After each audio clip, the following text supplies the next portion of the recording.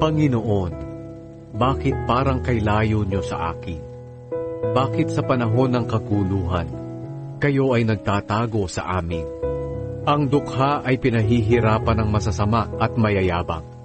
Sana'y mangyari rin sa kanila ang kanilang masasamang plano. Ipinagmamalaki nila ang kanilang masasamang kagustuhan.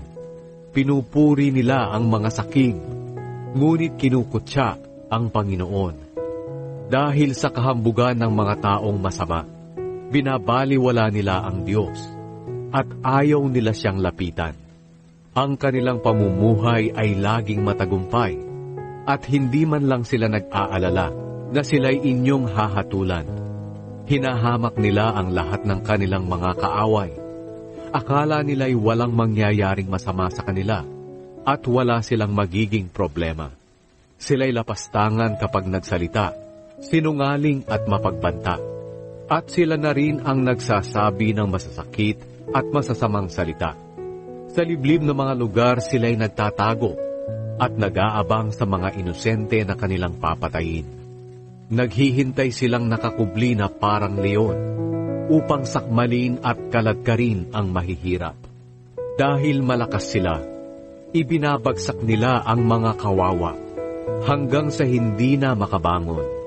Ang akala nila'y hindi sila pinapansin ng Diyos at hinding-hindi niya nakikita ang kanilang mga ginagawa. Sige na, Panginoong Diyos, parusahan niyo na po ang mga taong masama. Huwag niyong pababayaan ang mga inaapi. O Diyos, bakit nilalait kayo ng mga taong masama? Sinasabi pa nila, hindi tayo parurusahan ng Diyos. Ngunit nakikita niyo, O Diyos, ang mga taong nagdurusa at naghihirap.